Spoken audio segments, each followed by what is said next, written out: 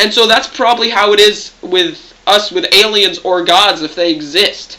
That they are on such an ascended level of being, they are just so massive. Not in size, but I'm just talking about in scope, that our brains can't even begin to comprehend it.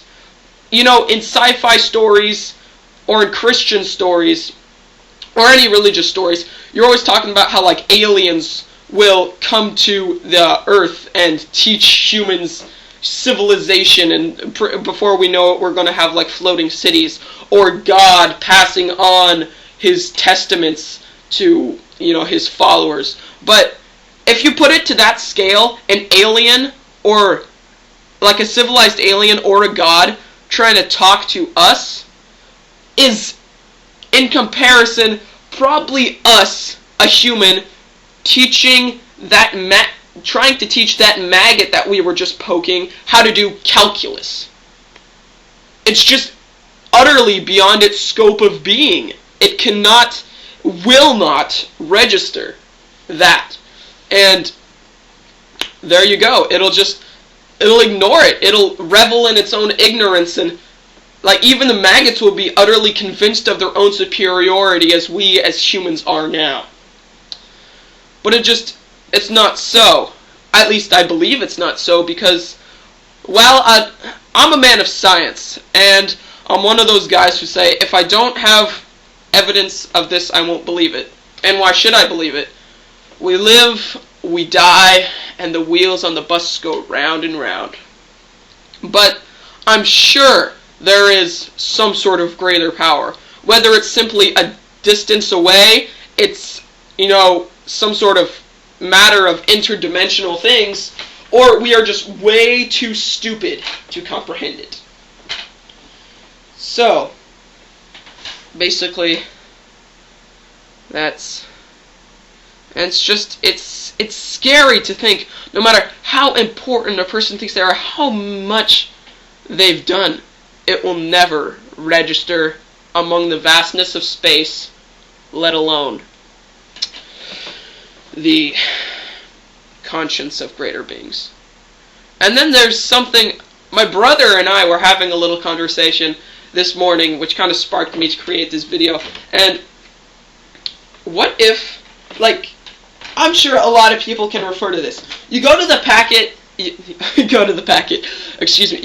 store and you buy a little packet of sea monkeys. You put those sea monkeys in a, you know, thing of water, a little tank. You just put it to the side, and you watch those sea monkeys grow, and they're happy, and they're having fun, and they're bouncing around, and you're just kind of sitting there smiling, having fun looking at them, and they're just really cool to watch them. And how do we know those sea monkeys don't find themselves just as important as we as humans do? What if we are actually the sea monkeys, and aliens are buying us in little packets, putting us in little atmosphere generator majigs, and, you know, laughing at us as we utterly scurry about in our short, pointless, inferior lives? That's a depressing thought. It's an interesting one, and it's a captivating one, but it's a depressing one.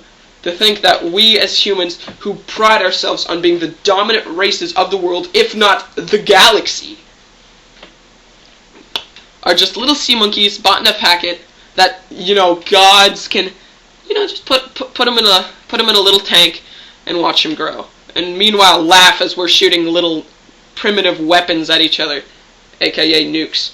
And so, if you just try to, I can't even, that was just sort of some words I threw out, but I cannot, my body will not allow me to look at my existence like that. I want to pride myself on being more important than that. I can't allow myself to think that I'm just that freaking insignificant. I can't. Because, for me, I'm not as scared as dying as I am scared as dying and not being remembered. I want to do something to leave my mark on this world. Whether it's writing a good book, or, you know, just talking to people enough so some sort of my teachings will be remembered. I just don't want to pass on as another person. I'm not scared of death. I'm just scared of not being remembered. And that's a very real scare, a real fright to me. And it's not that I want fame and importance and I want my poster everywhere. I just want someone, say 50 years from now to look back and say, yeah, I remember that guy. Yeah, I remember him. And just, that's how it is. And so, that somewhat concludes my rant about evolution, humanity, and my own ideas. So, for all you people who are probably going to ponder what I said and say, wow, this kid's weird and he's a stupid pessimist. But, feel free to comment. I love reading your guys' comments. And, well, Wiikspeak's done. My throat's beginning to bother me again. And I sound tired as hell. But I still managed to be very squeaky and annoying with my pathetic voice. And I'm really dragging out this ending. So, yeah, Wiikspeak episode over. Idris signing off. And all you guys watching, have a good evening and have a good one.